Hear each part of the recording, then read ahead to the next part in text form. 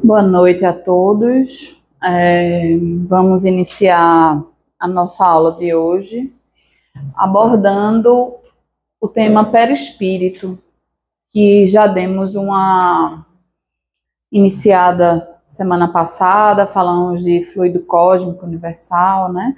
De como é constituído, de onde deriva o perispírito. E aí a gente vai hoje aprofundar um pouco tanto no conceito quanto nas propriedades do perispírito, para a gente entender como ele funciona e por quê, né?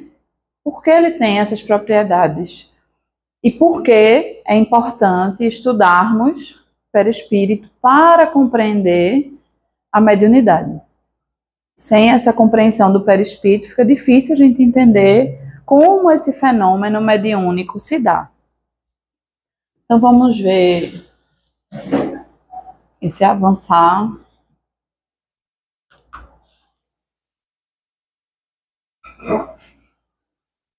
Só para a gente relembrar aqui a definição dada por Allan Kardec no Livro dos Médiuns, lá no item 54, a gente tem invólucro fluídico semimaterial que serve de liame entre a alma e o corpo. Então, nós vamos lembrar que o perispírito é como se fosse aquela roupinha do espírito, né? Que vai ali fazer uma conexão entre o corpo físico e o espírito. E aquele detalhe importante que ele é semimaterial, então ele é feito de uma matéria mais sutil, que os espíritos vão se referir matéria quintessenciada, que é uma matéria não visível aos nossos olhos físicos, mas para os espíritos uma matéria ainda densa e grosseira. E ele faz essa conexão entre a alma, né, que é o espírito, e o corpo. E aí a gente lembra que ele se refere à alma, porque nesse caso, se tem o corpo físico, esse espírito está encarnado. Aí eu também trouxe aqui o comentário da questão 93 do Livro dos Espíritos, quando Kardec vai explicar o porquê do termo perispírito. Então ele diz: como a semente de um fruto é envolvida pelo perisperma, o espírito propriamente dito é revestido de um envoltório, que, por comparação, se pode chamar perispírito. Então esse termo perispírito não existia, né? Kardec que vai trazer aí, fazendo essa analogia com aquela pelezinha que cobre a semente, né?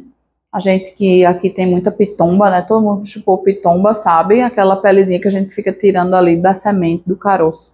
É exatamente essa membrana que envolve ali, ele faz essa analogia, porque o perispírito vai ser essa matéria mais sutil que envolve o espírito.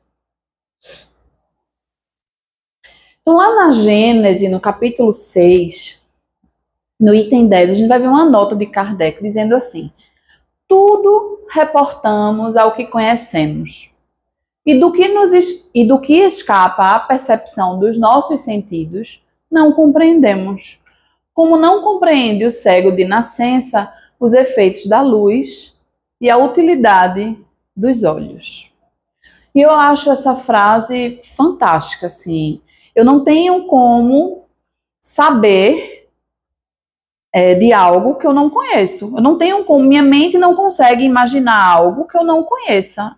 É isso que ele está dizendo. Se a gente pedir para um cego de nascença descrever os efeitos da luz, essa pessoa não vai ter palavras suficientes para descrever aquele fenômeno, porque naquela existência, naquele momento, materialmente ele nunca viu a luz. Então, a doutrina espírita, ela traz um conhecimento para a gente tão profundo que a mente da gente, quando se depara com isso, às vezes até se assusta, se espanta, diz assim: rapaz, eu nunca tinha imaginado, nunca tinha pensado que poderia ser assim. E faz todo sentido, né? Porque a gente vai observar que tudo tem uma lógica, tudo tem um sentido na doutrina espírita. Então, a gente está trazendo essa frase para a gente refletir nessa chave que é a compreensão do perispírito. Quando a gente vai estudar perispírito, a gente vai ver que explica uma série de coisas, de situações, de vivências em nossas vidas que a gente não fazia a menor correlação. Então, a gente vai ver o perispírito ter correlação com a nossa saúde, o perispírito ter correlação com a nossa forma genética, né, nosso biotipo, nosso físico. O perispírito ter total correlação com a mediunidade. E sem a gente estudar, a gente vai dizer assim, danou-se, isso, né? Como é que faz sentido algo que aparentemente é uma membrana ali do espírito ter uma complexidade tão grande? E aí a gente vai estudar 3 aulas sobre perispírito. Essa de hoje, mais 2, para a gente compreender melhor. Nem se compara à complexidade do que é. A gente está aqui pincelando, né? Como a gente sempre diz, o ideal é que haja um complemento desse estudo em casa, porque, de fato, a ciência hoje tem estudado isso. Qual a origem da nossa doença, dos nossos processos, inclusive de fatores psíquicos e emocionais. Toda a chave disso está lá no perispírito. Então, vê. Para que a gente possa visualizar, a gente tem lá o princípio inteligente e a gente tem aqui a matéria viva. O princípio inteligente é o espírito e a matéria viva é o nosso corpo físico. E o perispírito seria esse campo de união agregando um e outro. Nós estamos materialmente, o nosso corpo físico está ligado molécula a molécula do nosso perispírito. Então, tudo que eu faço ao meu corpo físico fica registrado no meu perispírito. E tudo que eu faço ao meu perispírito se reflete no meu corpo físico. Como assim?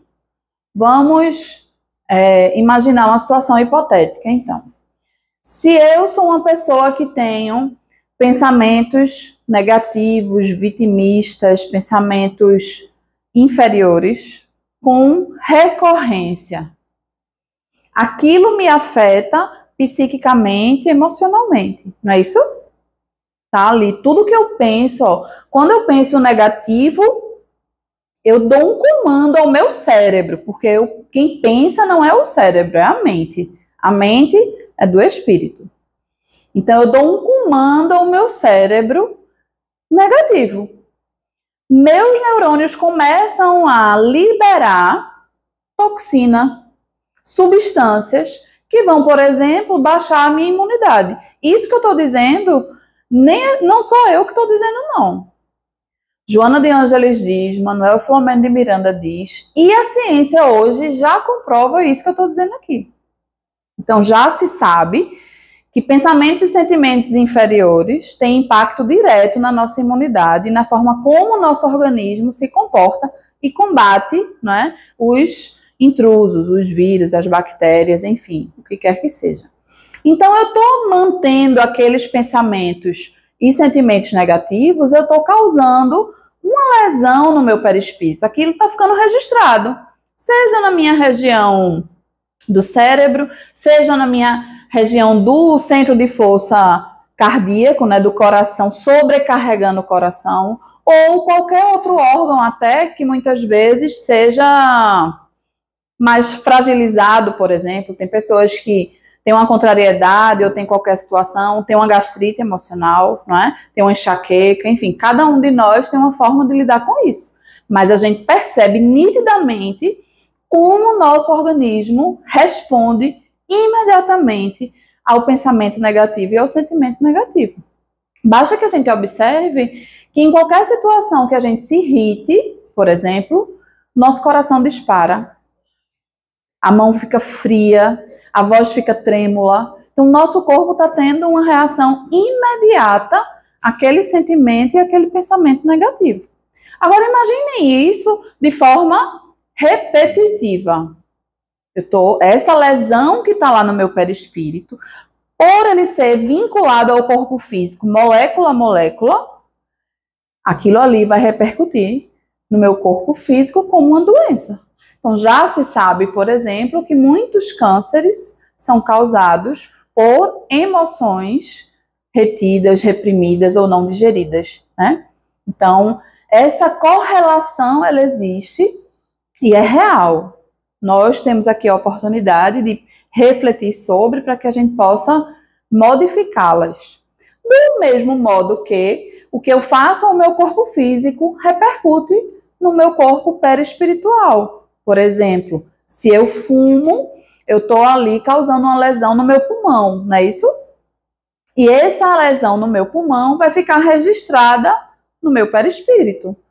Eu vou precisar, num futuro, de uma enfermidade no pulmão para poder expurgar aquele mal que eu causei ao meu pulmão. Ou, como o Vilma diz, né? Se eu desejo que alguém quebre a perna, que alguém passe por uma situação, desejo mal a alguém, eu também registro isso no meu perispírito. Então, pode ser que aquela pessoa quebre a perna ou não, vai depender da sintonia que ela tá. Mas eu já quebrei a minha. Porque eu emiti aquele pensamento intencional de fazer o mal a alguém e eu causo esse registro no meu perispírito que vai se refletir no meu corpo físico. Talvez nem seja quebrar a perna, mas pode ser uma doença na perna que talvez eu não tivesse se eu não tivesse aquele tipo de comportamento. Então, vocês entendem como isso está completamente vinculado, né? Quando a gente vai, por exemplo, tomar um passe, quem recebe aqueles fluidos na hora do passe não é o meu corpo físico, é o meu perispírito. É uma transmissão de fluidos de perispírito a perispírito. Então, nem adianta eu ficar com a mãozinha para cima, porque não é através da mão que eu estou recebendo aqueles fluidos. É através dos centros de força que estão no meu perispírito, que são como um funil a captar e emanar fluidos. Então, ali naquele centro de força é que vai ser processado o fluido que a gente está recebendo no passe, assim como o médium que está dando o passe está emanando também pelos centros de força, né? Então, só para a gente entender que tanto o lado negativo quanto o lado positivo, o perispírito tem essa função básica de assimilar e de emanar fluidos. A gente vai falar disso hoje mais na frente.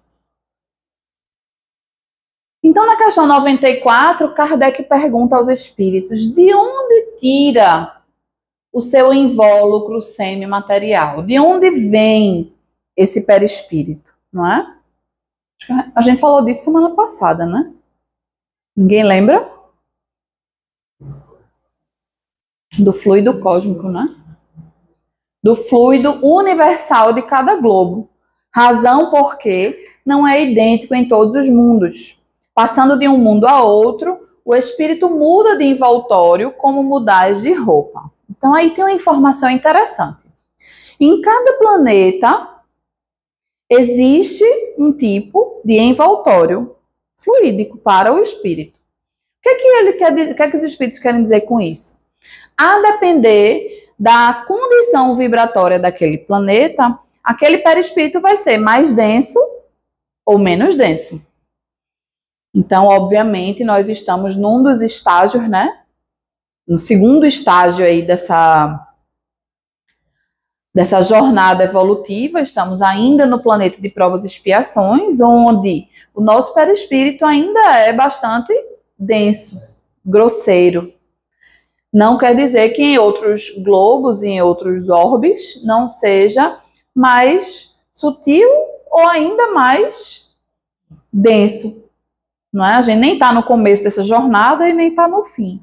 Então, essa constituição do perispírito, ela vai se adequar àquele planeta em que aquele perispírito for habitar.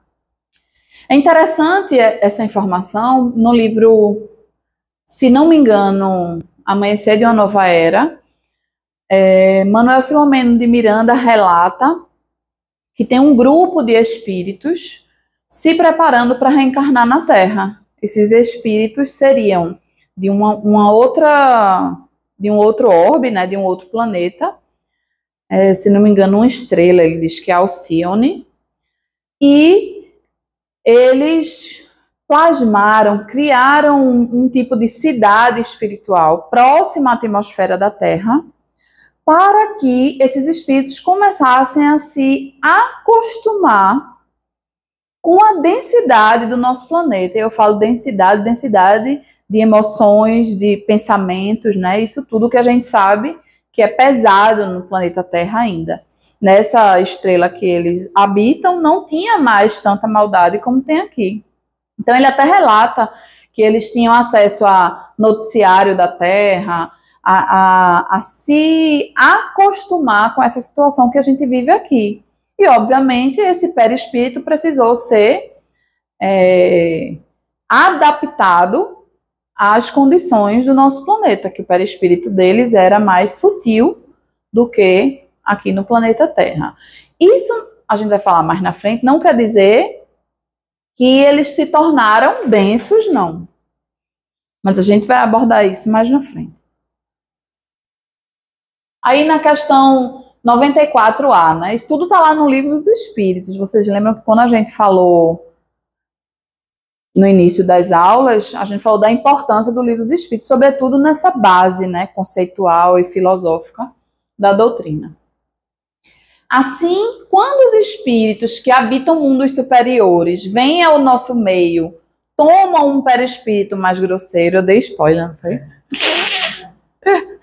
Exatamente o que a gente estava falando aqui, né? Eles precisam ter esse perispírito mais grosseiro, mais denso, para que possam habitar o nosso planeta ainda atrasado nesse sentido.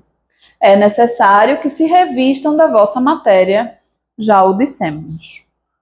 Então, fica bem claro para a gente que a cada orbe que se habita, né? E aí, a gente está falando de espíritos mais avançados. Não tem como o nosso perispírito sendo denso, a gente querer habitar um planeta mais evoluído. Não entra. A entrada é barrada, né? É proibida. Os espíritos superiores, sim, podem habitar mundos inferiores, inclusive como missão. Eles escolhem, né, fazer isso para nos ajudar a progredir. Esse é o motivo, o objetivo.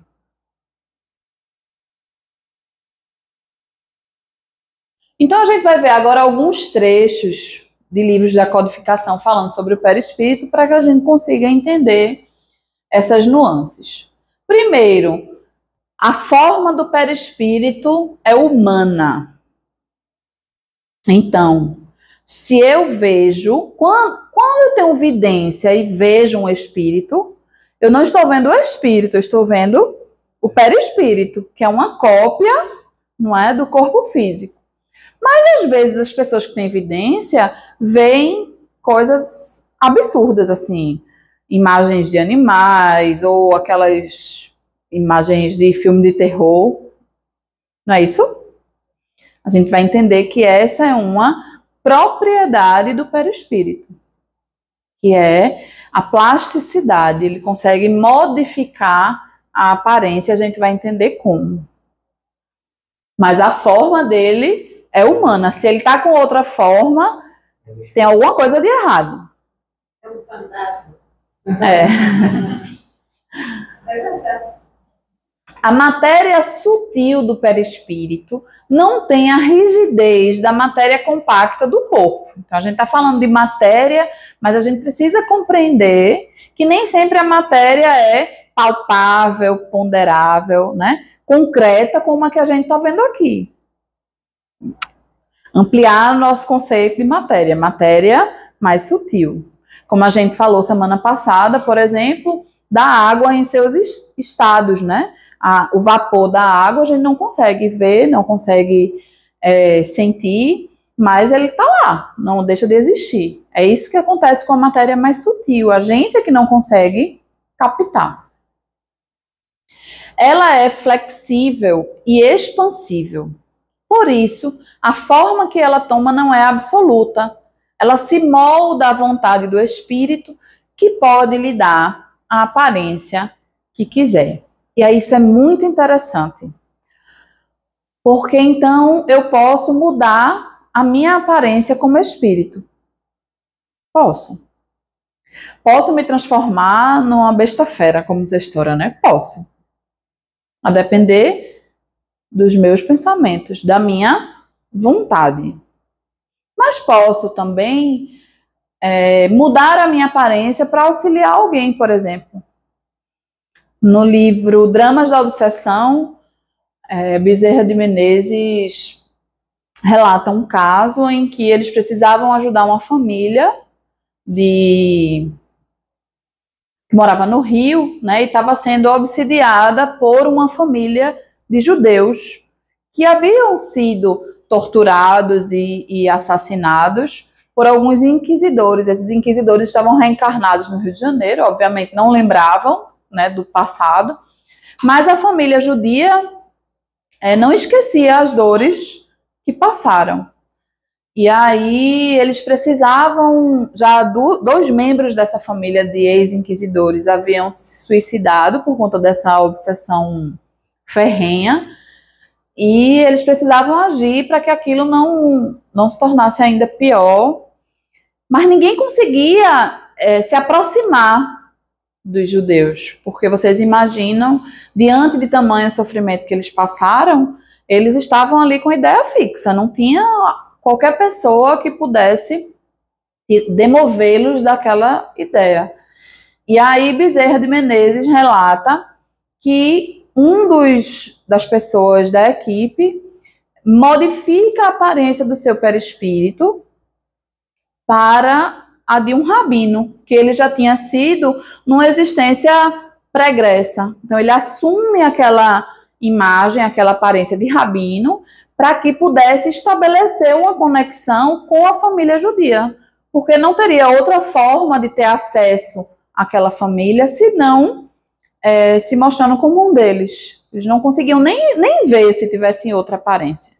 Então, pode-se utilizar essa propriedade do perispírito para auxiliar e também para assustar, para obsidiar, né?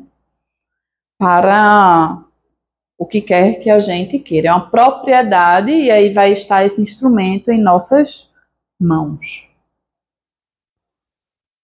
Tá claro até aí? O perispírito se distende ou se contrai, se presta a todas as modificações segundo a vontade que o dirige. Por isso, o espírito pode se fazer reconhecer, tomando a aparência que tinha na vida física. É o que vai acontecer na maioria dos casos. A gente desencarna e assume essa aparência da nossa última existência. Mas pode acontecer de querer aparentar, né, ficar com a aparência de uma outra existência. Eu falei esse caso do rabino. A gente pode, inclusive, analisar o caso de Emmanuel, né, que escolhe ali uma encarnação sua como senador romano para assumir essa aparência, que para ele é uma existência que foi importante, foi a existência que ele teve ali algum contato com Jesus. Então, a gente tem essa possibilidade, mas vocês lembrem que obedece à vontade. Se eu não tenho consciência desse processo, não vai obedecer à minha vontade, porque eu nem sei. Lembra da nossa primeira frase lá, né? O que eu não sei, eu não tenho como dominar.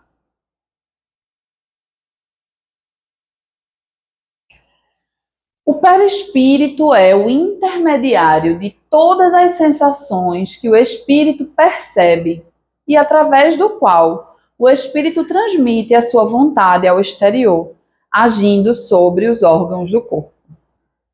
Aqui é uma outra característica. O perispírito é o órgão sensitivo do espírito. Então, quando eu tenho vidência, é através do perispírito que eu estou vendo a dimensão espiritual. Quando eu escuto um espírito falar, eu estou ouvindo através do perispírito e não do meu ouvido físico. Quando eu percebo essa dimensão espiritual, eu estou percebendo através do perispírito. A gente vai observar isso na comunicação mediúnica. Por exemplo, Na psicofonia, que é popularmente chamada de incorporação, a gente vai observar que a transmissão do pensamento do espírito vai se dar para o perispírito do médium. O espírito, a gente já sabe, não entra no corpo do médium. Não é? Há uma conexão de perispírito a perispírito e depois o perispírito do médium transmite para aquela ordem, né, para o seu organismo físico. Sempre essa conexão de perispírito a perispírito. A gente, quando for estudar psicofonia, vai ver que quanto mais exteriorizado do corpo físico está esse perispírito, maior o nível de inconsciência da comunicação. Quanto mais próximo está o perispírito do corpo físico, mais consciente está o médium, que é a maioria hoje das psicofonias, é nesse nível de semiconsciência, a gente pode dizer assim, tá? O perispírito está de acordo com a natureza moral do espírito. Quanto mais elevado o espírito, mais sutil seu perispírito. Aí a gente entrou numa outra reflexão. Então, mesmo habitando a Terra, que a gente viu que para habitar a Terra o perispírito é mais grosseiro, nem todo perispírito é igual. Aliás, nenhum perispírito é igual. Cada um de nós, conforme a nossa evolução moral, tem o perispírito mais denso ou mais sutil, mesmo naquele limite ali vibratório que habita a Terra. Então a gente vai ter habitando a Terra espíritos mais atrasados e espíritos mais evoluídos. E obviamente esses perispíritos não podem ter essa mesma natureza de composição, né? Como ele diz aqui, quanto mais elevado, mais sutil.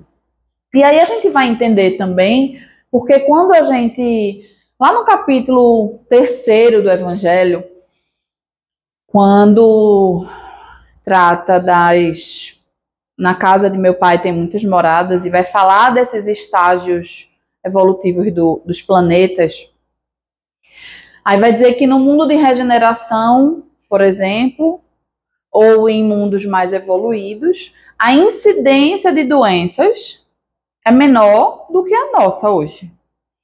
Então, a encarnação, a reencarnação, ela dura mais tempo do que a nossa dura hoje. A gente não está mais com a matéria tão grosseira, tão sujeita às vicissitudes como a gente está hoje. A gente vai entender que essa proposição tem base nessa evolução do perispírito. Se eu habito um mundo mais evoluído, obviamente eu estou compatível com aquele mundo em que eu habito. Então eu tenho menos pensamentos negativos, o mal já não predomina como predomina hoje, e a gente consegue ter uma vida mais leve do que quando a gente tinha hoje, né? No futuro a gente terá uma vida mais leve do que a que a gente tem hoje. Nesse sentido de estarmos sujeitos a tantas doenças ainda, como a gente está, e a gente já sabe que a causa de muitas doenças está em nós mesmos, não é? Quando a gente evolui, quando a gente se desmaterializa através da espiritualização, evoluindo, diminuindo essa carga de defeitos, de imperfeições que a gente tem, a gente vai também ficando menos sujeito a essas doenças. Na Revista Espírita tem uma mensagem de Mozart, que fala de Júpiter, né?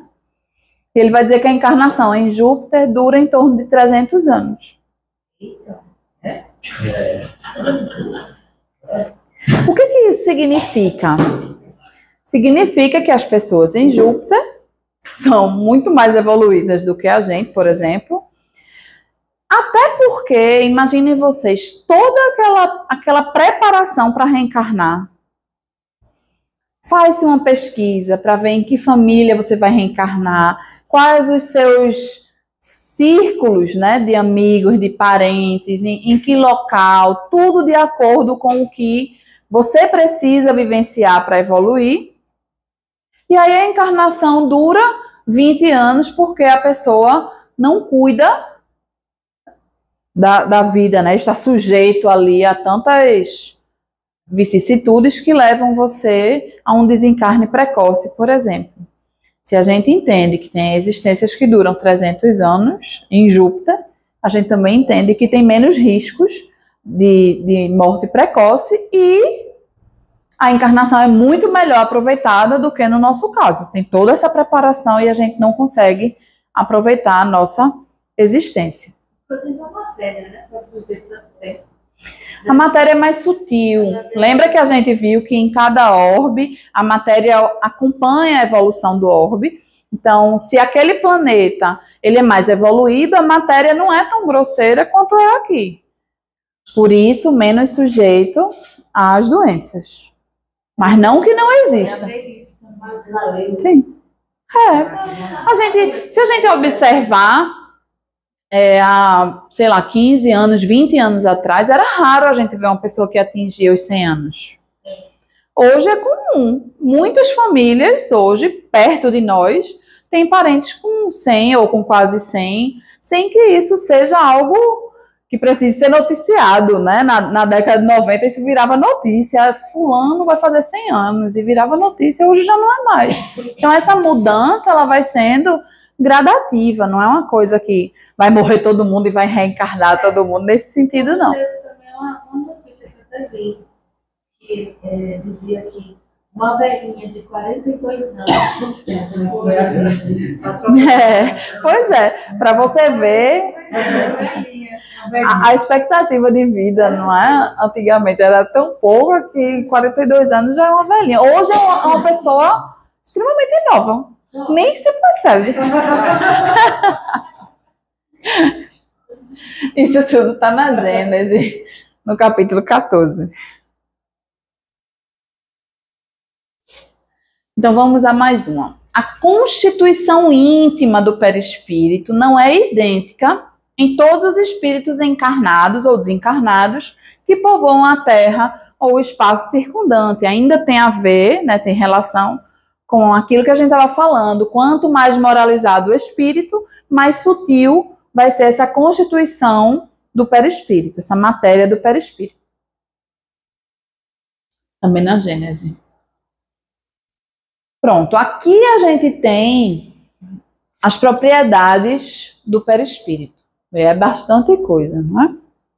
Existe um livro chamado Perispírito, de Zimmermann, acho que é Zalmino Zimmermann, alguma coisa assim, o nome dele. Me fugiu agora o primeiro nome. Que fala só sobre perispírito. Sei que vocês ficam ansiosos para chegar em casa e começar essa leitura, essa pesquisa. Então eu vou mandar para vocês a referência do livro. Então aqui a gente vai ver as propriedades, plasticidade, densidade, ponderabilidade. Vamos conversar um pouquinho sobre essas propriedades nos próximos slides. Então, visibilidade. O perispírito é invisível aos olhos, mas não é invisível para os espíritos. Os menos adiantados percebem o corpo espiritual dos seus pares. Isso tem correlação também com a nossa condição moral. Os espíritos evoluídos têm uma possibilidade de enxergar o perispírito de qualquer espírito inferior a eles. Mas os espíritos mais atrasados não conseguem ver os espíritos mais evoluídos.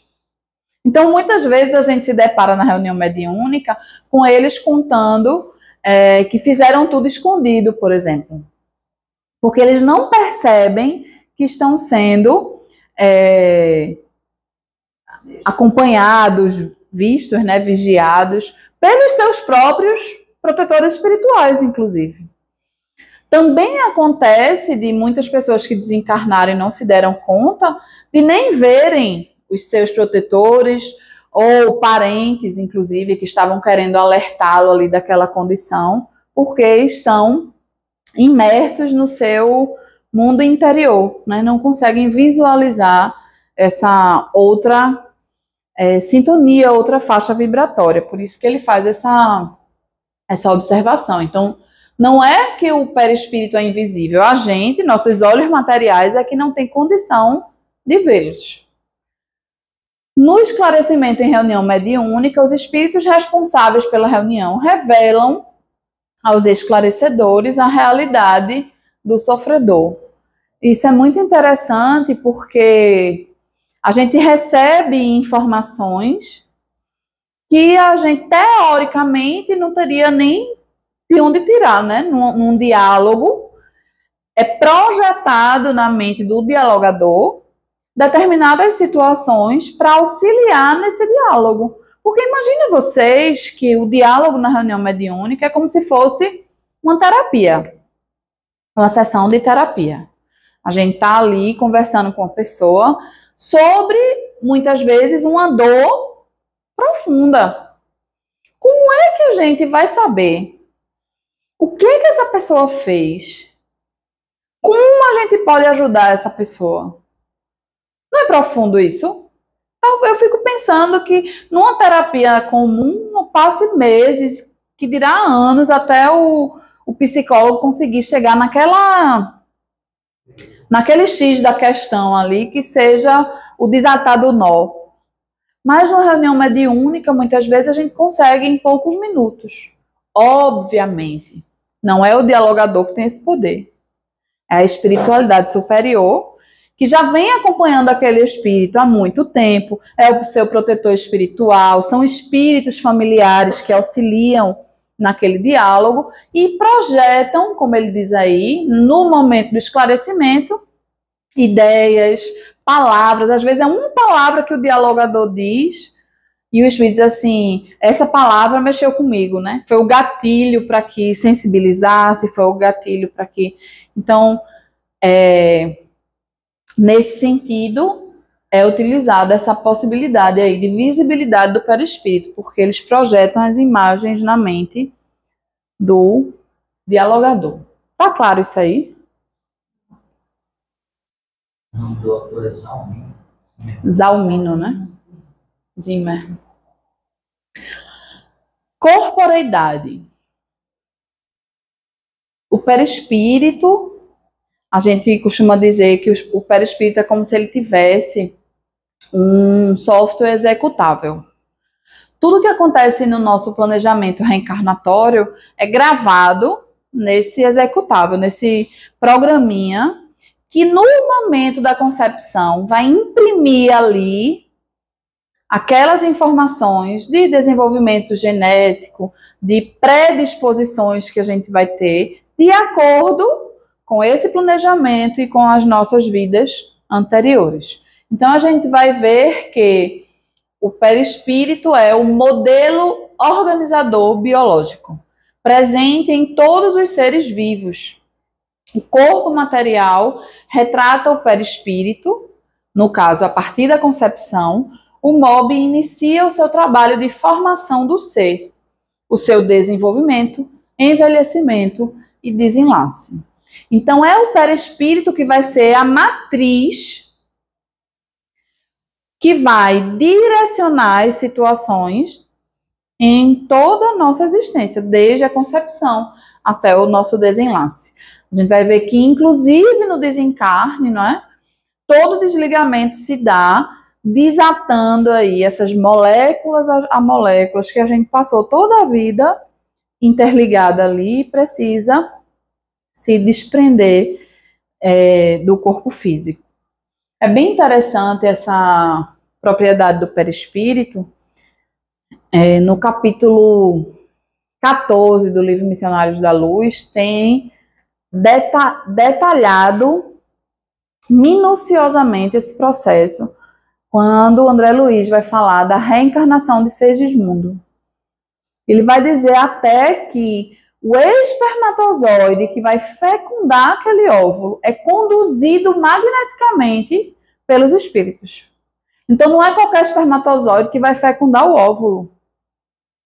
É aquele espermatozoide que leva aquela informação específica. Acho que é o mais esperto, né?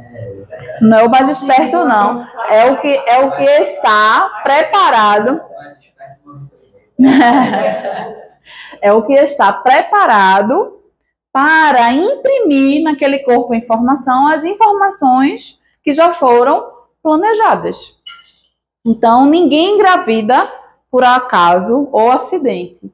Toda reencarnação, ela é planejada, ela é projetada. Né? Imagina se esse espermatozoide é conduzido à fecundação, né, de forma magnética, o que a gente pode imaginar, né? Uma vida ali em formação. E se puderem ler esse livro, leiam, porque é fantástico a descrição como ele faz desse... Basta um capítulozinho por dia. Basta um capítulozinho por dia. Mas são informações muito importantes, sabe? Entenderam aí essa parte? Então, amiga minha, ela descreveu o contorno da pessoa. É o que? Às vezes, quem tem evidência... A gente vai falar dessa parte aí. Esse contorno é uma atmosfera fluídica que existe em torno de todos nós, que muitos chamam de aura. Sim.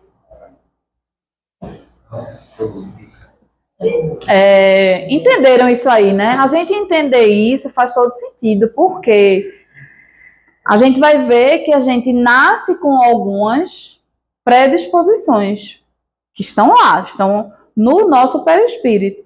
Mas nem tudo que está no nosso perispírito como predisposição vai eclodir, não, como doença, não. Muitas das doenças vão precisar de ações nossas para eclodir ou não. Não sei se vocês me entendem. Então, eu tenho lá aquele registro no meu perispírito. Eu posso sanar aquele registro com ações no bem, com trabalho, com aprendizado, encarando as coisas de uma forma mais leve, mais tranquila, ou, a depender de como eu agir diante das situações da vida, eu posso ativar aquele processo que está lá, o registro. Então, a gente tem a informação na matriz, ela pode ser utilizada, entre aspas, ou não. Entendem isso?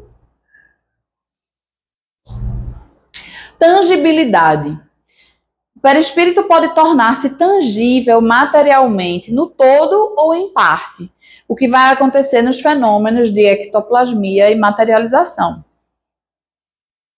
Nós estudamos isso quando estudamos o livro dos médiuns, sequenciado, né, nos anos anteriores. Vamos ver também de forma mais superficial, obviamente, mas a gente vai ver materialização quando o perispírito se torna tangível, ou seja, ele é materializado, mas ele vai além de ser materializado. Se aqui se materializasse um espírito, todos nós conseguiríamos vê-lo. Mas nesse caso, ele pode ser tocado, ele é tangível.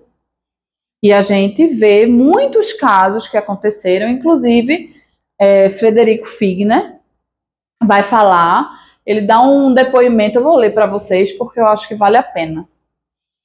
Ele diz assim: fizemos outra sessão e nesta a materialização de nossa filha foi a mais perfeita possível. A filha dele já era desencarnada e ele relata esse fenômeno, essa sessão de materialização. Raquel apresentou-se com tanta perfeição, com tanta graça e tão ela mesma, com os mesmos gestos e modos, que não pudemos conter nossa emoção. E todos, chorando de joelhos, rendemos graças a Deus por tamanha esmola. Era Raquel viva, pronta para ir a uma festa. A sua cabeça erguida, os seus braços redondos, o seu sorriso habitual, as suas bonitas mãos e até a posição destas. Toda sua exatamente como era na terra. Raquel tocou todos nós com a sua mão. Sentimos todos o seu calor natural. Então essa é uma das sessões de materialização Essa se dá no Brasil, né? Mil e quanto? Isso é século XIX, século XX já, né? Mas de forma tão perfeita que pôde abraçar, eu acho que, se eu não me engano, um desses aqui também, César Lombroso, se eu não me engano, que vê a mãe, né, e tem um contato com a mãe ali. Então, muitos desses cientistas participavam dessas sessões e nem todos eram adeptos, né, ao espiritismo. Muitos deles participavam para detectar ali uma fraude ou algo que não fosse real, com o cunho investigativo. E, diante de tamanha prova da imortalidade da alma, foi comprovado, né, cientificamente, que existia essa vida após a morte, porque aquela pessoa, tal como era, estava ali, viva novamente, através desse fenômeno de materialização, para que pudesse ser tocada. A gente vai ver que muitos espíritos deixaram provas disso nessas sessões, colocavam as mãos em baldes de parafina derretida, por exemplo, assim, entrelaçadas, né? E quando eles tiravam, ficava o molde da mão, impressão digital, tanta coisa que a gente tem notícia, tem relato, né? Tudo registrado, numa época em que era necessário a comprovação dessa vida extracorpórea. E a gente vai observar que esse é um fenômeno possível por conta da propriedade do perispírito, tá? Dá um tempo, né? Para que você possa tocar. Sim. De Jesus, quando Madalena não me toca. Isso. Porque, como a gente estava dizendo, não é só materializar. Não era toda a sessão de materialização que podia ser tocada. Era preciso que se tornasse tangível. É um outro estágio, né, da materialização. Aqui a gente tem dois tipos de sensibilidade, que são propriedades do perispírito. A sensibilidade global, ou seja, o perispírito vê, ouve, sente, sem utilizar os órgãos sensitivos localizados como no corpo material. Como a gente falou, o perispírito é esse órgão sensitivo do espírito. Todo esse processo de ver, ouvir, sentir, a gente faz através do perispírito. Então, você sentir um arrepio porque, sei lá, a energia daquele lugar não tá legal. Ou alguém se aproximou de você e você sentiu um arrepio, sentiu uma dor na nuca. Não foi nosso órgão material quem sentiu aquilo. Esse sentido é do perispírito. Certo? Pode ser coisa boa também, né? Sim. Uma aproximação boa. Sensibilidade magnética. O perispírito é campo de força a sustentar sua estrutura semimaterial. Portanto, é sensível à ação magnética nas comunicações mediúnicas, no passe, etc. Como eu havia falado a vocês aqui no passe. É ele quem vai captar esses fluidos que são transmitidos a nós durante o passe. Assim como nas comunicações mediúnicas, é interessante, imagina que você tem a faculdade de psicofonia, por exemplo, e se aproxima de você um espírito com uma dor implacável no estômago. Aquela dor dele vai ser transmitida para o seu perispírito.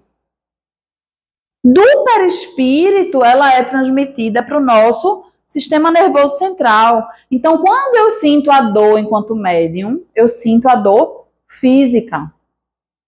Mas quem está captando aquela mensagem da dor é o perispírito.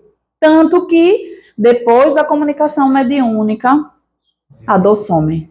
Não é? Porque Ele que joga no neuro, né?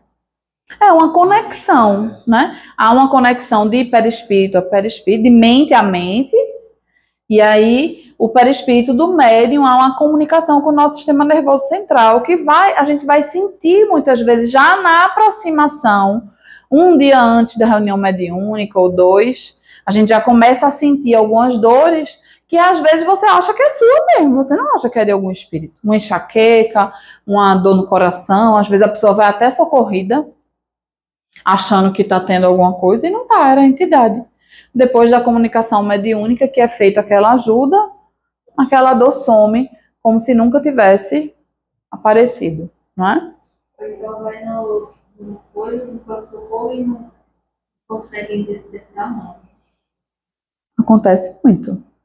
Quantas pessoas a gente conhece que tem dores, nem são espíritas, tem dores que nenhum exame diagnostica, não é? E você fica sem poder tratar de forma convencional com a medicina porque não há uma origem para aquela dor. Nós temos uma amiga que, quando chegou aqui, todo dia ela era socorrida com uma sensação que ia morrer, e os médicos, obviamente, quando a gente chega na emergência, dão remédio. Algum remédio ele tem que dar para você sair sem a dor, até que chega um ponto que ele vai começar ali dar um ansiolítico, alguma coisa, porque ele vai entendendo que não tem uma razão física para aquela situação, não é? E era só, nesse caso, mediunidade em desequilíbrio. Depois que ela passou a educar a mediunidade, sumiram essas crises, essas dores, tudo isso. Não estou dizendo que todo caso é assim, mas a gente viveu aqui, e já vários casos, não tem só esse não, vários casos nesse sentido. Oi. Qualquer médico que se comunica, ele tem condição de receber a mensagem de qualquer espírito que chegue, ou não. Em alguns momentos ele não tem alguma condição de ser sintonia espiritual, enfim. Deixa eu... E a espiritualidade dele encaminhar a vida de uma outra. Sim. Deixa eu repetir a pergunta de Angelina, que é interessante. Ela perguntou se qualquer médium pode dar comunicação de qualquer espírito ou se há uma adaptação, caso aquele médium não possa fazer aquela ajuda naquele dia em específico. Acho que é isso que você quer saber, né? A reunião mediúnica ela é planejada previamente. Nós, materialmente falando, às vezes trabalhamos com acaso e inesperado, né? A espiritualidade superior, não. No livro Memórias de um Suicida tem um capítulo chamado Comunhão com o Alto, em que Camilo Cândido Botelho vai relatar a preparação para uma reunião mediúnica acontecer, onde alguns espíritos suicidas precisavam ser auxiliados. Então, eles pedem o Instituto Maria de Nazaré, que era a colônia que precisava dar essa ajuda a esses irmãos, solicita centros espíritas que estejam em condições de fazer aquele trabalho X. E aí tem a lista dos centros. Diante da lista dos centros espíritas, eles pedem indicação de médiuns que possam dar esse tipo de comunicação, porque quando a gente reencarna, a gente tem nesse perispírito que reencarnou uma estrutura orgânica para desempenhar determinada atividade, determinada tarefa mediúnica. Então, há médiuns em condição de fazer aquela comunicação e há médiuns que não têm aquela condição. Por exemplo, se é um médium que tem uma fragilidade psíquica, por exemplo, né, eles não vão permitir que um espírito que possa causar algum dano se aproxime daquele médium. Então, há uma análise, um estudo de cada médium, com um cuidado para que nenhuma comunicação possa trazer qualquer dano psíquico, físico ou espiritual ao médium. Há um estudo prévio, um cuidado. Depois ele vai dizer que vão nas residências dos médiuns, fazem um check-up. Do mesmo jeito que a gente faz o check-up físico, eles fazem esse check-up, veem se existe algum órgão ali que está com alguma fragilidade, se aquilo puder ser reajustado através de uma cirurgia espiritual, de um passe. A gente não está nem sabendo, o médium não está nem sabendo o que está acontecendo, e isso está acontecendo durante o nosso sono. A gente está dormindo, o espírito está ali emancipado da alma, né, e está sendo analisado de forma, talvez, o tratamento de saúde mais profundo que a gente possa ter, porque é o tratamento espiritual, psíquico e físico. E a gente é consultado acerca desse trabalho.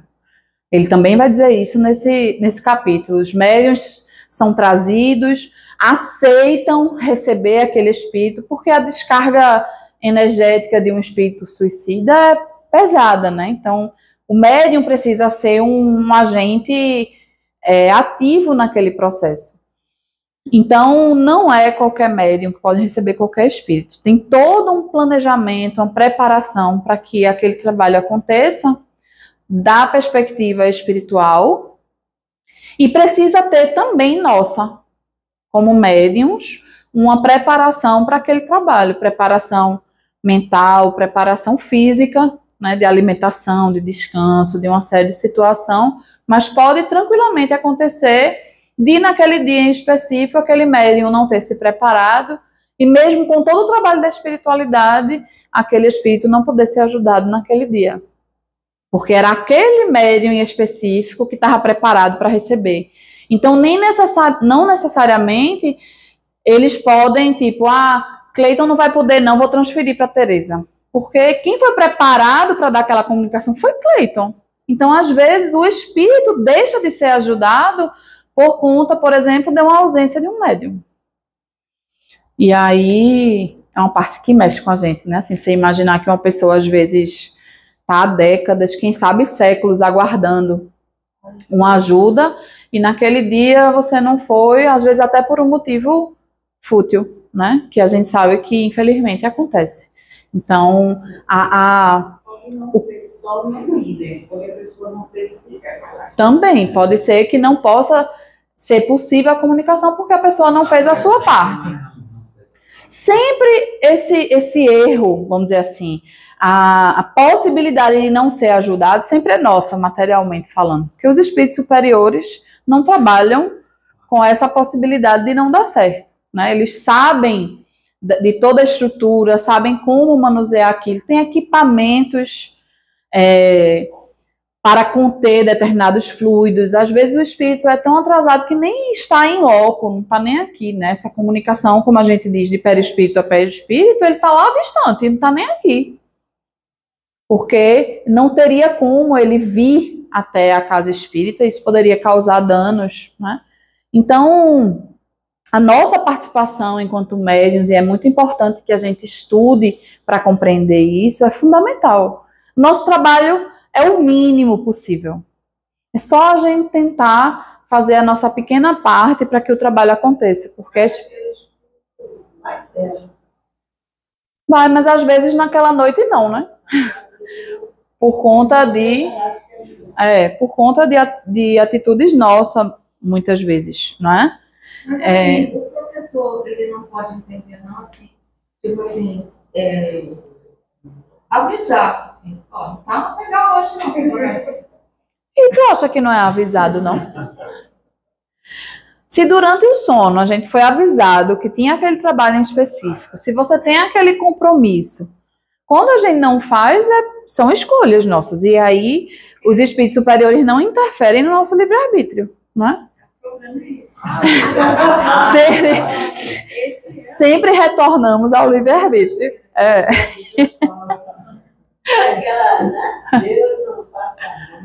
Pois é. Exatamente.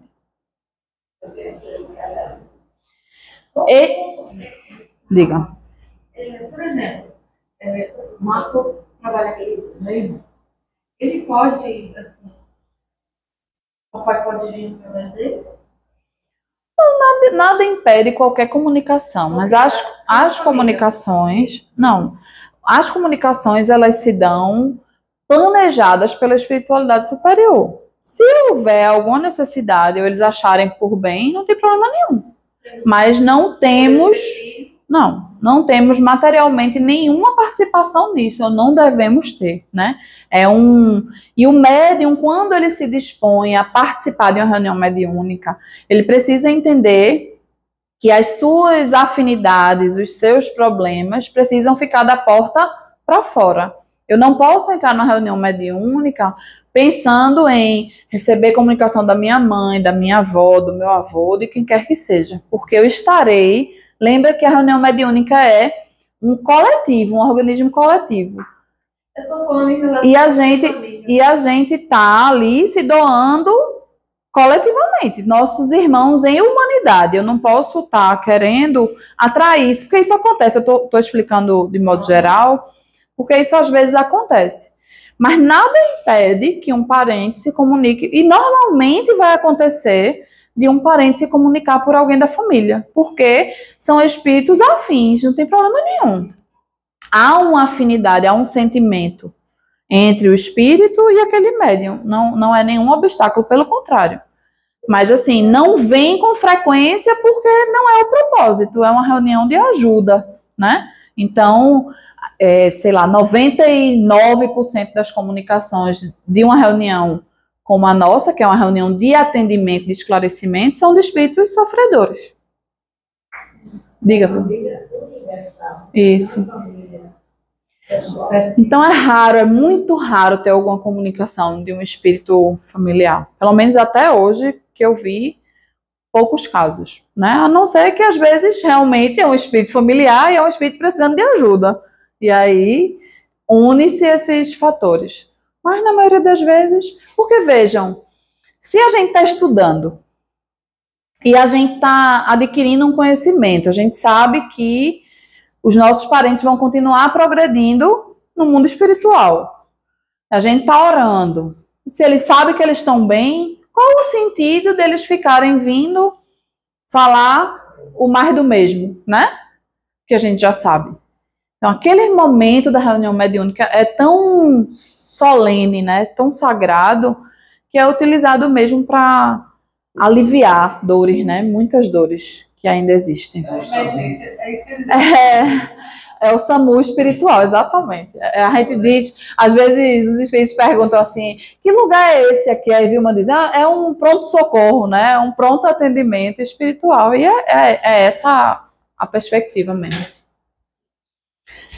Expansibilidade é outra propriedade, não é? Amplia o seu campo de sensibilidade e percepção. Tem-se daí o desdobramento e fenômenos de bicorporeidade. Então, a gente também vai estudar esses fenômenos, são fenômenos correlatos. O desdobramento a gente faz em transe, aquele mesmo processo que a gente faz quando dorme. Quando a gente dorme, nossa alma ali parcialmente liberta, é emancipada e pode ir aonde quiser ou aonde estiver sintonizada. E a bicorporeidade é quando o espírito vai a um outro lugar, tem o desdobramento, mas ele se materializa nesse outro lugar. É possível vê-lo, né? Ele está presente e visível para todos. A gente depois vai ver como isso acontece. Amplia-se e afina-se a sensibilidade do médium, permitindo um registro mais apurado da presença e do pensamento do comunicante. Possibilita o desprendimento inicial em direção ao desdobramento. Então, os médiuns muitas vezes relatam que sentem, né, o perispírito expandido, né, sentem como se estivessem grandes ou vendo a sala de cima, né, tendo uma sensação de que cresceram, que se expandiram. Que aí, com isso, amplia-se a sensibilidade do médium para algum trabalho específico, não é uma coisa que vai acontecer com frequência a toda reunião mediúnica, né? É interessante a gente falar isso porque em cada reunião, em cada comunicação, o médium vai observar que o seu comportamento é diferente. Você não vai dar comunicação das entidades e vai ser tudo igual. Cada entidade desperta no médium uma sensação diferente, uma experiência diferente. Você pode ter anos de mediunidade e você vai perceber que cada comunicação ali tem uma característica específica, porque a gente está lidando com pessoas. O espírito que está dando comunicação é uma pessoa como a gente, que não tem o corpo físico. Se nós pegarmos, todos nós botarmos numa casa feito o Big Brother, a gente vai entender que cada um de nós é um universo. Do mesmo jeito é o espírito. Então, cada espírito vai repercutir no médium, ainda que as histórias sejam parecidas. Morreu de acidente de carro. O médium pode receber 5 espíritos durante sua vida ali, que morreram de acidente de carro, e cada um vai ter uma percepção diferente. E se aquele espírito, numa reunião mediúnica, vier através de médiums diferentes, cada médium vai ter uma percepção diferente daquele espírito. Porque também interfere quem nós somos, como está a nossa mente, como é essa bagagem reencarnatória que a gente tem, qual o conhecimento que eu tenho, tudo isso interfere na comunicação. Então vejam como é complexo e subjetivo o processo. Diz. Até que às vezes na própria nem sempre é uma questão de comunicação. No caso mesmo do choque anímico. Às vezes ele não necessita da comunicação, mas receber a gente vai observar que, por isso, a necessidade de, durante a reunião mediúnica, os médiuns estarem plenamente concentrados. Porque o trabalho mediúnico, ele não se resume à comunicação, como você bem colocou. A todo momento na reunião mediúnica, você está trabalhando. Porque você está lá concentrado. A gente vai ver aqui mais na frente como se projeta essa atmosfera fluídica. Então, quando o espírito comunicante se aproxima de mim, as nossas atmosferas fluídicas, elas se interpenetram. Então, eu estou lá, concentrada, sintonizada com o alto, e aquele espírito chegou ali, cheio de raiva. Nesse momento que há essa aproximação e essa interpenetração, muitas vezes ele se acalma. Porque a atmosfera fluídica do médium foi um efeito calmante para ele. Ele vai se sentindo acolhido, amparado, às vezes ouvindo o diálogo de outra comunicação, e com aquele diálogo ele já entende o que aconteceu com ele, já é encaminhado sem necessariamente ter a necessidade da comunicação. A gente vai ver isso já, dessa atmosfera fluídica. Unicidade, né? A estrutura perispirítica, como reflexo da alma, é única. Não há perispíritos iguais, nem almas iguais. Exatamente o que a gente estava falando aqui agora. Cada um de nós. A gente está falando do mesmo assunto aqui. Todo mundo está olhando e me ouvindo, e cada um está tendo uma percepção completamente diferente. Porque nenhum de nós é igual.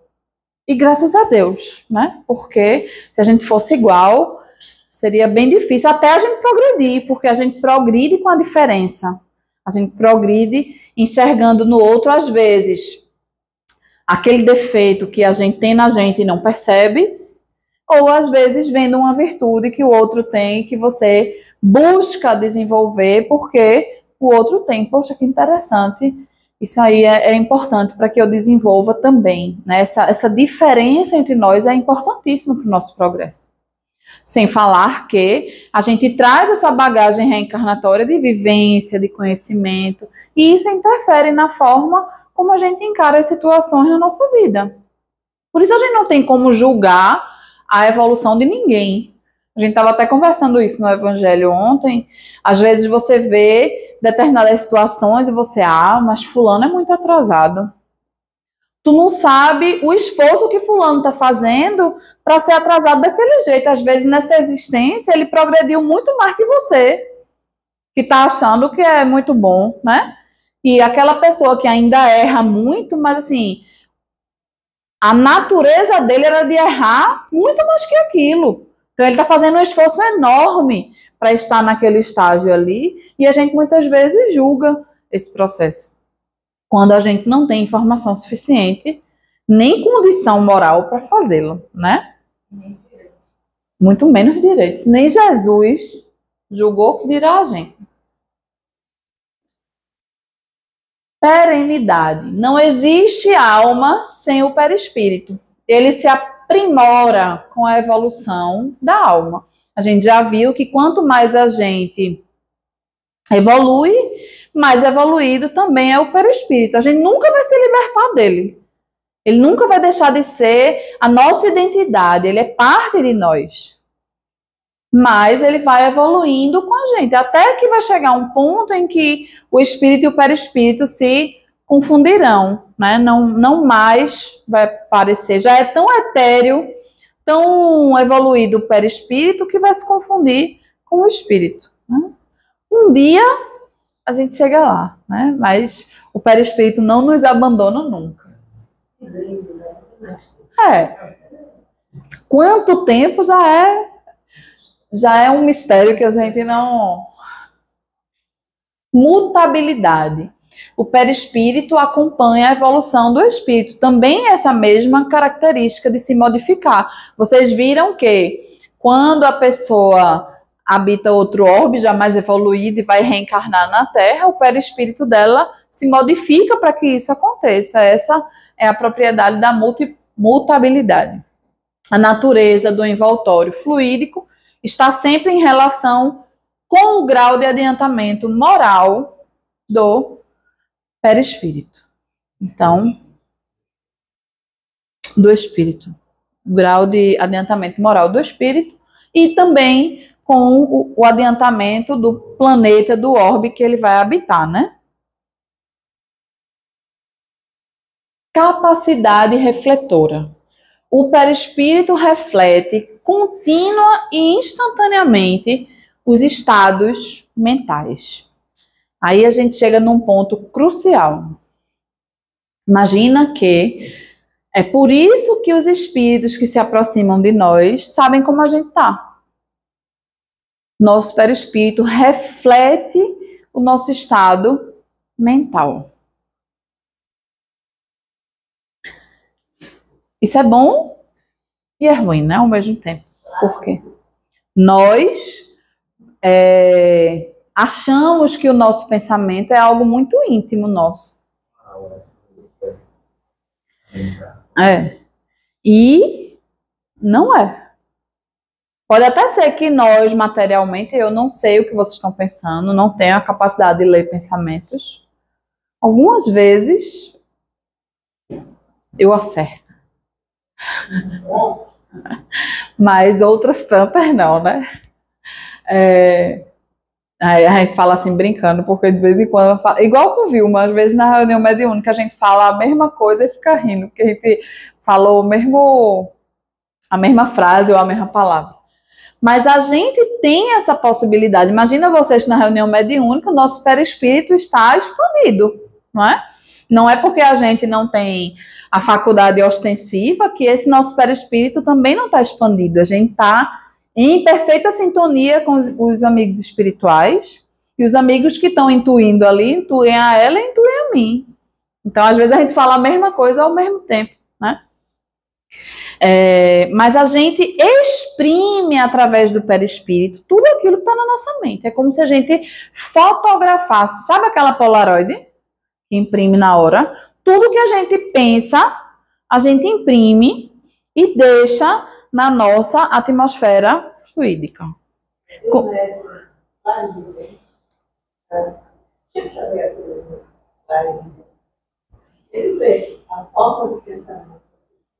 Exatamente. Um médium clarividente consegue ver esses pensamentos. E os nossos amiguinhos do passado, os nossos obsessores, também conseguem ver. Não é só os espíritos evoluídos, não, né? Então, se não me engano, no livro Ação e Reação, André Luiz vai relatar um caso de obsessão e os obsessores, vão dizer André Luiz, que conseguem, o primeiro passo deles é descobrir o desejo central do espírito, o desejo central da pessoa que eles querem obsediar. E onde é que está o desejo central? No nosso perispírito, na nossa mente. Então, o que é o desejo central? É aquela situação que é a nossa fraqueza. É onde a gente poderia deslizar. E vão começar a intuir a gente naquele sentido. Porque no processo obsessivo, os espíritos não vão colocar na nossa mente nada que não tenha. Porque imaginem vocês, se não tem aquilo na nossa mente, e os espíritos começam a sugerir algo que não está em nós, não é algo que tem nenhuma repercussão em nós, a gente vai repelir aquilo facilmente. A gente tem aquele desejo central, eles vão descobrir aquele desejo para conseguirem induzir a gente a aprofundar aquele pensamento específico ou sentimento específico que vai fazer a gente cair, falhar. Não é esse o objetivo deles? É isso. Por aí vai. Tanto é que, se vocês observarem, quando a gente está naquela discussão acalorada, né, surge argumento de tudo que é época. Não já observaram isso, não? Você lembra de coisa do tempo do baú e tira aquele tudinho, aqueles pensamentos, aquelas ideias, as mágoas. Lógico, se você está numa discussão, só tem coisa ruim, né? É difícil você se lembrar de algo bom que a pessoa passa numa discussão. Por quê? A sua sintonia está completamente inferior. Você está em desequilíbrio, você está sintonizado com esses espíritos que querem ali mesmo botar a lenha na fogueira, como diz a história. Acha todo o defeito. E fala mais do que deve, inclusive, né? Então, o nosso perispírito reflete essa nossa condição mental, esses estados mentais. É sobre isso que a gente vai falar agora. Essa psicosfera, é isso que você estava falando, essa visão, né, desse entorno do nosso corpo físico, que é essa atmosfera fluídica, que alguns vão chamar de aura, né? Então, a gente está vendo aqui algumas situações que são externadas pelo estado mental. Todo o nosso estado mental, ele exala ao nosso redor essa atmosfera fluídica. Como é que isso vai acontecer? A gente vai ver que os fluidos que a gente emite podem ser são projetados pela mente, né? Eles podem ser imponderáveis e invisíveis para os encarnados, mas para os desencarnados, eles são sólidos e tangíveis. Então, quando eu tenho, por isso que se diz assim, pensamento é matéria, é mesmo, é concreto. Então, o que é que eu estou projetando na minha mente? São coisas boas ou são coisas ruins? São pensamentos positivos ou negativos? Isso não é autoajuda, não. Que às vezes parece que é só autoajuda, mas é ciência. Tudo que a gente pensa, a gente imprime. A gente emite aquilo. E aquilo vai atrair semelhantes. Então, aquele pensamento negativo que eu tenho vai atrair situações compatíveis com aquele pensamento negativo. Nunca aconteceu com vocês de estarem numa conversa só de coisa ruim, de desgraça ou de assalto, e quando você se vê, você está numa situação parecida com a que você estava conversando? Comigo já aconteceu, nitidamente. Eu nem era espírita ainda e na mesma hora disse... Foi a conversa que a gente estava tendo, porque não tem outra explicação. Então, esses acontecimentos registram-se na nossa mente justamente para mostrar a gente, independente, isso é muito além de religião.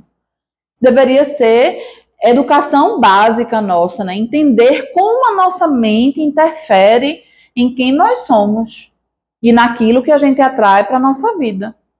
Então, eu assisti uma vez a palestra do Dr. Décio Iandoli, né? Que ele dizia que atendeu um paciente que chegou dizendo que tinha certeza que tinha um câncer de estômago. Ele é gastro, esse médico. E aí ele fez os exames todos para rastreamento desse câncer e não encontrou nada que justificasse essa desconfiança do paciente. Explicou a ele que não tinha nada, que ele podia ficar tranquilo e depois de um ano, sei lá, 6 meses, retornasse para refazer os exames. E ele disse que seguidamente esse paciente chegava a dizer, agora eu tenho certeza que eu tenho um câncer. O senhor pode investigar porque eu tenho. Ele disse que foram tantas vezes esse paciente chegando no consultório até que um dia, de fato, tinha um câncer de estômago. E ele disse que achou interessante porque o paciente, eu não disse, né? Tipo assim, era uma coisa que parecia que ele estava querendo, sabe? Então, assim, eu não disse ao senhor que eu tinha, então era um médico que estava errado de não ter detectado antes, né? E quantas vezes a gente é assim na nossa vida, né? A gente cria essas situações concretas para a nossa vida e quando acontece a gente bate no peito, orgulhoso de ter, tá vendo? Eu disse que isso ia acontecer, né? Pode ser o contrário também. Claro. Contudo, na nossa condição moral, é mais fácil a gente se deixar levar pelos pensamentos inferiores. Por isso que a gente está aqui agora refletindo sobre isso. Porque é a forma que a gente tem de redirecionar esse pensamento. Que o pensamento negativo e inferior, ele é compatível com a nossa essência. Aliás, o pensamento é compatível com a nossa essência.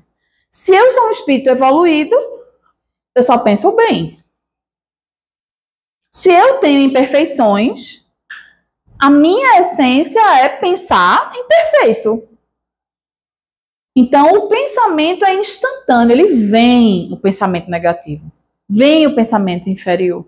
A gente está tendo acesso a informações que vão permitir que a gente tenha consciência desse pensamento negativo e redirecione. Eu não vou pensar assim, eu vou pensar diferente. E muda, seja com a música, seja com uma prece, um banho de mar, uma corrida, né? Cada um de nós tem que ter a sua válvula de escape para sair daquela condição que a gente estava, não deixar aquilo tomar conta do nosso cérebro, da nossa mente, do nosso coração. Tu ia dizer alguma coisa? Esse pensamento cristalizado, né? Cristalizado, né? Forma pensamento é tudo que a gente pensa. Tudo que a gente pensa é registrado em formas. É isso que André Luiz vai falar nos livros dele, né? É essa impressão. A gente registra em nossa atmosfera fluídica e a gente impregna também o ambiente que a gente está. Então, por isso que a gente precisa evitar alguns tipos de conversa em nossa casa, em nossa residência, música, conversa, filme de terror. A gente pensa que tudo isso é besteira, mas não é. Ali, tudo está sendo gerado, está impregnando de formas de pensamento aquele ambiente e aquelas formas de pensamento vão atrair semelhantes. A gente está criando um ambiente, né, um mini universo ali, naquela condição. Então, se eu busco na minha casa ter boas conversas, ouvir boas músicas, né, assistir, não precisa, obviamente, assistir só coisa espírita, não, mas assistir bons filmes, coisas que tragam bem-estar, a gente percebe como o nosso próprio organismo físico se modifica quando a gente tem acesso a boas informações e a gente tem acesso a informações que baixam o nosso padrão vibratório, por exemplo, né? Você está assistindo uma notícia de uma criança que foi torturada, espancada, não tem como você ficar insensível àquilo. Obviamente, você vai pensar na dor dos pais, na dor daquela criança, e aí é nesse momento que a gente precisa orar, né? A gente eleva o nosso pensamento, ora pela vítima, ora pelos que os rodeiam, né? E ora também pelos criminosos. Essa é uma informação que só o Espiritismo dá a gente. Você entender que o criminoso de hoje vai ser a vítima de amanhã. E quando ele for a vítima, aquela criança que está sendo torturada e espancada, a gente vai se sensibilizar do mesmo jeito, porque a gente não está vendo na criança o algoz de ontem, né? Então, a ideia da reencarnação, a compreensão da reencarnação, é que vai fazer a gente entender, não defender o crime, não é esse o processo, né? Entender que aquela criatura está praticando aqueles crimes porque ela nem imagina o que a aguarda no futuro, né? Então, é alguém que precisa da nossa compaixão no sentido de desejar que aquela pessoa, diante do seu sofrimento, se modifique, né? Eu acho que é interessante para todo mundo que todos os criminosos pudessem passar por esse processo de mudança, de renovação, né? O nosso planeta, com certeza, seria outro. Então, deixa eu voltar. Eu respondi a tua pergunta? Aí esses fluidos que a gente está falando, eles têm propriedades. Na sua estrutura, eles são neutros e podem ser mais ou menos densos, né? O que vai dar polaridade a esse fluido? Ele é modificável pelo pensamento, pela vontade e pelo ambiente. Então, aquele ambiente que eu estou tem fluidos.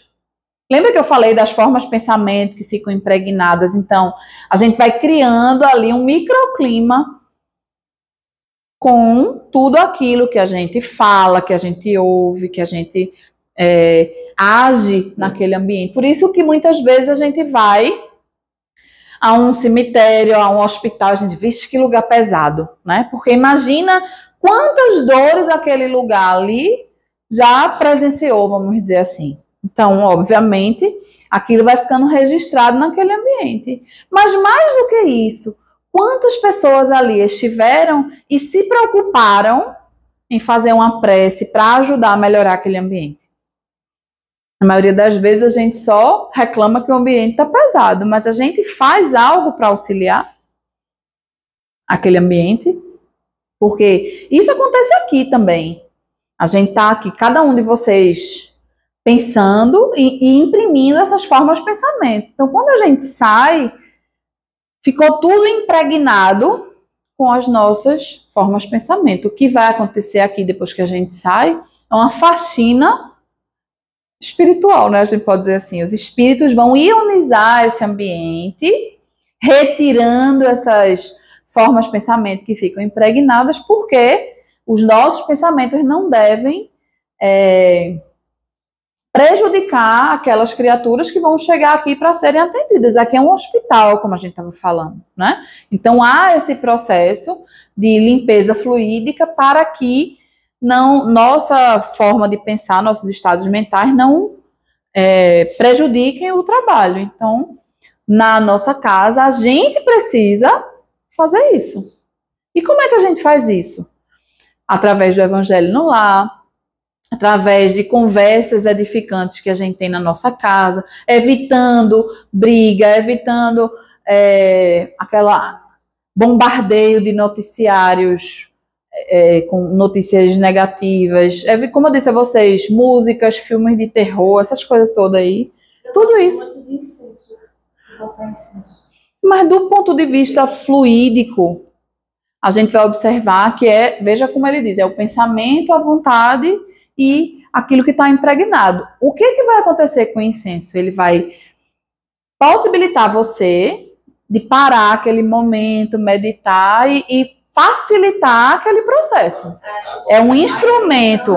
Lembra que eu falei da música, lembra que eu falei da prece, né? Cada um tem a sua forma. Então, aquele momento ali que você bota e aquele cheirinho dá a você a possibilidade de concentrar a sua energia, a sua meditação para aquilo tranquilamente. Mas ele sozinho não vai resolver. A gente aqui, como pensamento e vontade, a gente vai fazer a modificação daquele ambiente, tá? A partir do momento que você acende o incenso, você quer uma coisa, né? Você faz com aquele objetivo. Uma purificação, né, do ambiente. Mas tem que ser com as suas ações também. A sua mente quem vai auxiliar, é isso que ela está dizendo. Ela transforma o pensamento. Isso, é um instrumento. Através do cheiro me dá conforto. Isso, é um instrumento. Isso para cada um, né? Porque para mim, a fumaça me traz problema. Tem gente que é alérgico, né? E já não gosta. Mas é nesse sentido, é aquilo que aquela coisa te proporciona. Nada material vai fazer essa mudança do ambiente. Nada que você possa dizer um perfume, um incenso, um sal grosso, não é. É a mente da gente que utiliza aquele instrumento para fazer a modificação. Mas porque às vezes a gente precisa do instrumento, né? Exatamente, que induz você àquele processo de usar a sua mente a seu favor, né?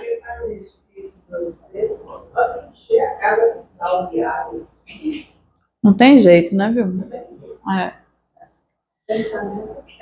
Aí a gente vai entender que o que vai mudar esses fluidos, é exatamente isso que a gente vai dizer aqui, são as nossas qualidades morais, certo?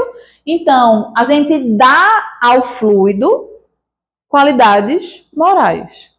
Pode ser impressões de ódio, inveja, orgulho, egoísmo, hipocrisia, mas também pode ser bondade, benevolência, compaixão, amor, doçura, né?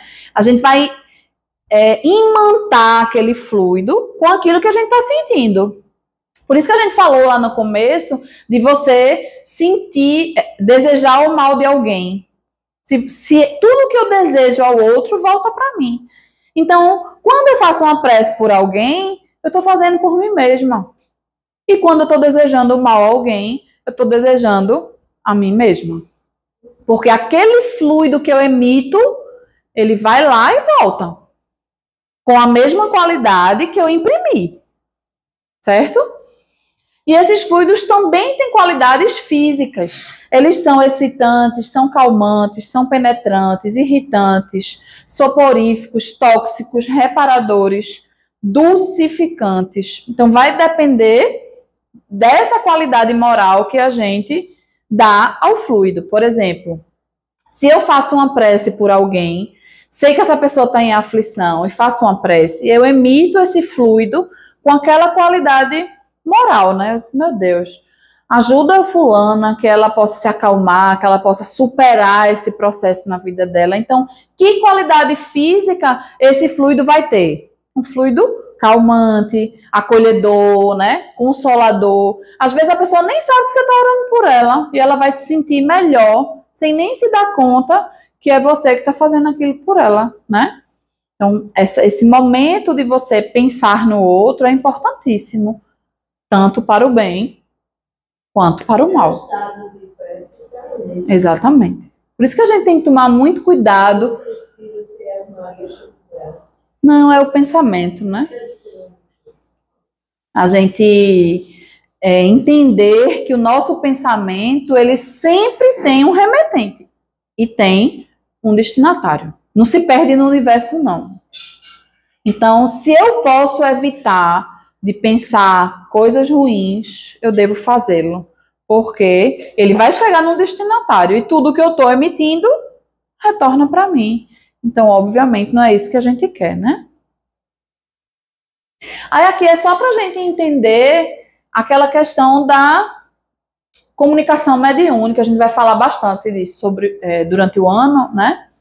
Mas aqui está a atmosfera fluídica do médium e a atmosfera fluídica verde ali do espírito comunicante. Quando o espírito se aproxima do médium, essas atmosferas fluídicas se interpenetram e esse ambiente, né, que foi criado aí, esse microclima, consegue proporcionar que o espírito comunicante possa transferir para o médium suas sensações, a mensagem que ele está querendo passar e também suas dores, né? Como se naquele momento ali eles se unissem em espírito para que aquela comunicação acontecesse.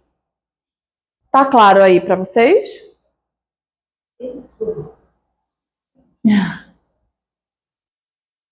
Aí a gente vai observar que o perispírito tem também odor e se é um espírito atrasado, não vai ser um odor muito bom, né? Muito agradável. Quando o espírito é superior, ele traz aquele aroma agradável. Não é todo mundo encarnado que sente, né? São pessoas que têm uma sensibilidade mediúnica nesse sentido. É uma característica. No caso, o perfume, a gente sempre perfume. É porque o pensamento e os sentimentos, eles exalam um odor. Então, se eu penso coisas boas, eu vou exalar um bom odor, né? E se eu penso coisas negativas, estou com raiva, estou com revolta, estou com ódio, imagina o que a gente pode exalar, né? É aquele cheiro de enxofre, de esgoto, de lama. É por aí o processo, né? Tem que ter cuidado também, porque Tem um eixo chamado eixo cheio. Só viu? Tava só esperando esse comentário, né? Tem um cheiro gostoso, mas fora. Não muito bom. A temperatura também é uma propriedade do perispírito. Então, certos médiuns detectam a temperatura do perispírito, do espírito comunicante, através de uma espécie de gélido torpor, com a aproximação de um espírito sofredor, ou uma sensação de bem-estar, quando o espírito é mais elevado. Então, quando a gente for iniciar a nossa parte prática, a gente vai ver que só em a gente concentrar, a gente vai ter essa percepção desses fluidos que aquele espírito comunicante emite, né? Essa sensação de acolhimento, quase um abraço, ou uma sensação que repele, né? Que você percebe, como disse, arrepia até a nuca, né? Cada espírito vai proporcionar ali naquela aproximação uma sensação completamente diferente, de acordo com a sua condição moral. E nesse sentido, ele não consegue disfarçar, porque a gente está falando de energia. Ele pode até modificar a aparência, por exemplo, se apresentar com a aparência de uma pessoa toda boazinha, mas quando ele se aproxima do médium, o médium sente a energia, não tem como ser dissimulada nesse sentido, a energia. E aí, para a gente terminar, né, eu trouxe essa frase, que é o nosso mantra, né, diário. Amai-vos, este o primeiro ensinamento, instruí-vos, este o segundo. É isso que a gente está tentando fazer aqui, né? Mergulhar nesse conhecimento para que ele transforme as nossas vidas, não no sentido de ser aquela transformação vinda de fora para dentro, mas é exatamente o inverso, é trazendo esse conhecimento para o nosso dia a dia, para nos impactar interiormente e se refletir no nosso exterior, naquilo que nos rodeia, né? Muito obrigada a vocês pela paciência de me ouvir. E próxima semana, que nada,